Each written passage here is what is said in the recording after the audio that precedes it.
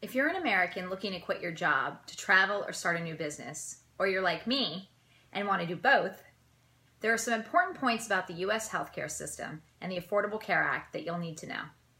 I'm approaching this from the perspective of a healthy individual with little need for coverage and a high need for keeping costs low. However, this information is relevant for anyone who's about to go without employer coverage.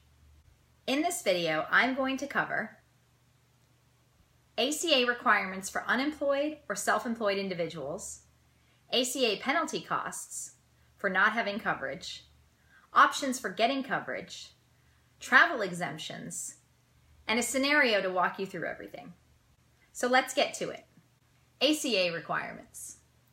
The Affordable Care Act requires every individual to have minimum essential coverage for at least 9 months and 1 day of the year. I'll come back to this part.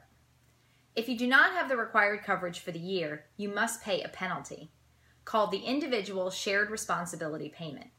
If you're planning to quit your job with 3 months or more left in the year, you must get health insurance or pay the penalty. You may decide you want to pay the penalty if it's cheaper and you don't want to get coverage, though make sure you consider what you would do in an emergency. Penalty costs. The penalty is prorated per month and depends on your filing status and number of people in your household that don't have coverage, so it's a bit confusing. At its very basic, the minimum penalty per individual is $695 per year. The maximum for an entire household is $2,085. If you make more than about 30 grand in a calendar year, your penalty is going to be about 2.5% of your salary. If you make less than this, it's likely just going to be that $695 minimum. Those with higher salaries may just end up topping out at the max. Since the calculation is not exact due to other factors, simply use the IRS link provided in the description below to calculate your potential penalty. This will factor in the number of months you go without coverage, your filing status, the number of family members you have, and more. Remember that if you have coverage for even 1 day of a month, it counts as having coverage for the whole month. So when I mentioned earlier that you need to have coverage for at least 9 months and 1 day of the year, that's what I'm referring to.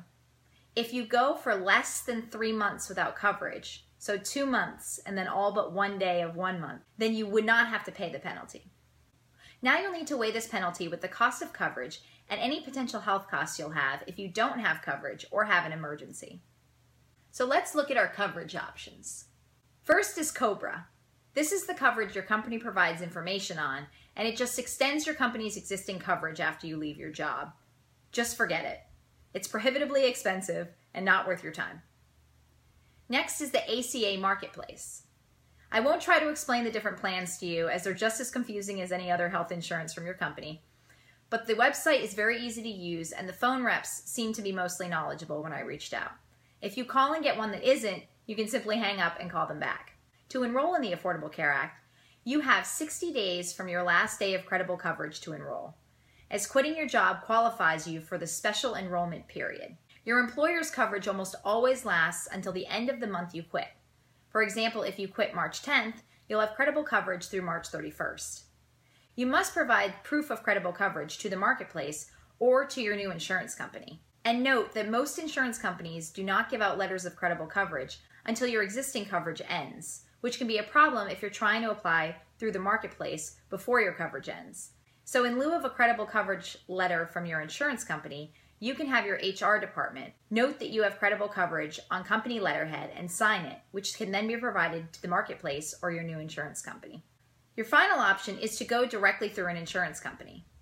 What I found was that all the options offered in the marketplace were the same as what was available through private insurance. Note that if you find really inexpensive insurance through private companies, it's probably catastrophic insurance and does not meet the ACA requirements for minimum essential coverage, so you'll still end up having to pay the penalty.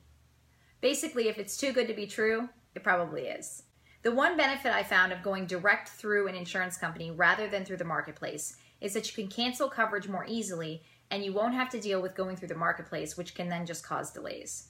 After finding my different options on the marketplace, I just called the companies directly and the prices were all the same. Before you get insurance though, you'll want to know about the travel exemption. One important exemption for heavy travelers is if you're outside the country for at least 330 full days of a 12-month period, you do not need to have minimum essential coverage for those 12 months. These 12 months do not have to be within a single year, they just have to be consecutive.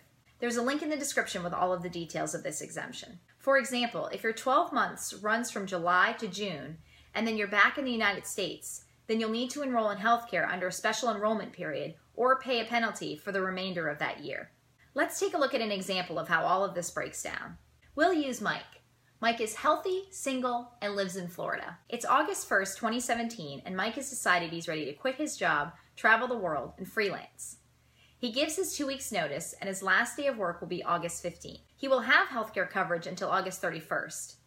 He knows his salary for the year will end up being at least $50,000.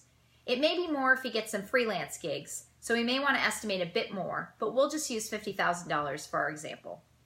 Using the IRS calculator, Mike will have a $330.42 penalty for not having insurance the last 4 months of the year.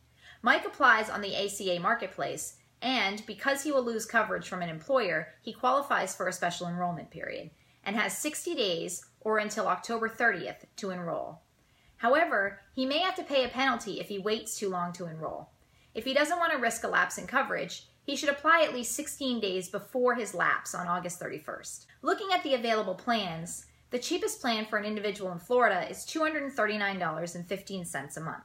For the last 4 months of the year, his health care will cost $956.50. Mike could call around to other companies not listed on the marketplace, but if Mike is anything like me, he'll find out that other companies no longer offer individual coverage in his state. So Mike can either pay $330.42 at tax time next year and have no insurance for the last 4 months of this year, or pay $956.50 for minimal coverage. Another option Mike has is to pay for insurance for 2 months and then go without coverage for the last 2 months of the year. Because this is less than 3 months without coverage, he will not have to pay the penalty. Note that health insurance carriers charge by month, so you cannot pay less to get coverage for just part of a month. This option will cost Mike $478.30, and he will have minimum coverage for 2 months and no coverage for 2 months. Remember that Mike chose the least expensive plan, so he'll likely still have to pay a lot out of pocket when he does have to go to the doctor. If Mike decides that after his last day of work, he's going to take off outside the United States to travel and will be outside the U.S. for 330 days or more of the next 12 months, he will not need minimum credible coverage. But he should look into travel insurance, which is significantly cheaper. I hope this was helpful. I provided all the resources I used in the description below. If you have questions or feedback, please respond in the comments. Stay tuned for more critical lessons for travelers and digital nomads.